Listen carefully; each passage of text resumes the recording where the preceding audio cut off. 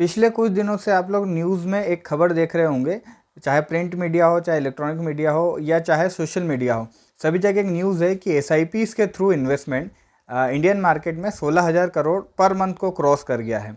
देखिए इससे दो तीन चीज़ें साफ़ होती है। पहला ये है कि जो इंडियन मार्केट में रिटेल इन्वेस्टर का पार्टिसिपेशन है वो ऑल टाइम हाई पर है, जो कि एमफी का डेटा ही बता रहे हैं।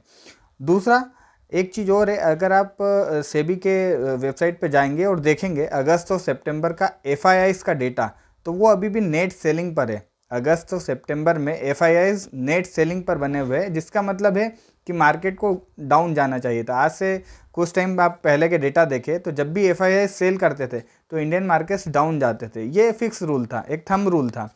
लेकिन आप चाहे यूक्रेन रशिया का वॉर देख ले या अभी की करंट सिचुएशन देख ले, पिछले 2 मंथ की एफआईआई सेलिंग पर बने हुए हैं, नेट सेलिंग पर। अभी अगस्त और सितंबर का आप डेटा देखेंगे तो तकरीबन 15-20 हज़ार करोड़ का सेलिंग का उनका डेटा है। लेकिन फिर भी ये रिटेल इन्वेस्टर की और डीआईआईस की ही ताकत है जिन्होंने मार्केट को संभाल के रखा है। तो पहली चीज़ जो उभर के आती है वो ये है कि रिटेल इन्वेस्टर का इसमें पार्टिसिपेशन बढ़ गया है हमारे मार्केट में।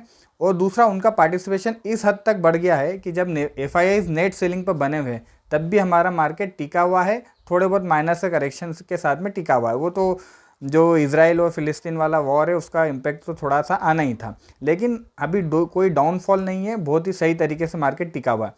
दूसरी इसमें एक और चीज़ निकल के आती है उस डेटा में से। उस डेटा में आप देखेंगे तो सबसे ज़्यादा जो पर मंथ या पर ईयर में इंक्रीज़ हुआ है वो स्मॉल कैप कैटेगरी के फंड्स में हुआ है। लगभग 2500 लगभग 2.5 से 3 हज़ार करोड़ पर मंथ का उसमें इन्फ्लो है। अब इसमें एक चीज़ निकल के आती है कि जो आप स्मॉल कैप कैटेगरी के फंड्स देखेंगे वो थोड़े से आपको लगेंगे उनका जो पी है वो थोड़ा सा हाई हो चुका है, थोड़े से वो एक्सपेंसिव आपको नज़र आ रहे होंगे। तो जो नए इन्वेस्टर है उनके लिए एक सलाह है कि जो पुराने इन्वेस्ट कर रहे हैं स्मॉल कैप कैटेगरी में वो तो बने ही रहे, लेकिन अगर कोई आज या इस मंथ से स्टार्ट करना चाहता है एसआईपी तो उसको स्मॉल कैप कैटेगरी की बजाय अभी मिड कैप में स्टार्ट करना चाहिए।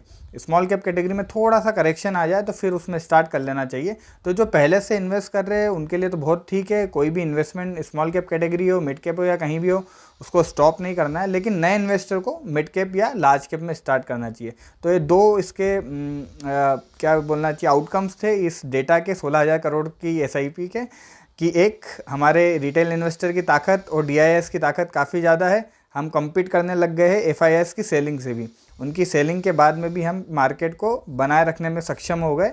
और दूसरा कि जो न्यू इन्वेस्टर है उसको स्मॉल कैप कैटेगरी को अभी थोड़े से टाइम के लिए अवॉइड करना चाहिए, या फिर उसमें जो एसआईपी का अमाउंट हो थोड़ा सा आप कम रख के भी स्टार्ट कर सकते हैं, और मिड कैप और लार्ज कैप में ठीक रखें जैसा आप चाहते हैं। ये दो आउटकम है। इस वीडियो में दोस्तों इतना ही। वीडियो पसंद आया हो, जानकारी काम की लग रही हो तो लाइक ज़रूर करिएगा, चैनल को सब्सक्राइब करें। मिलते हैं नेक्स्ट वीडियो में। जय हिंद, जय भारत।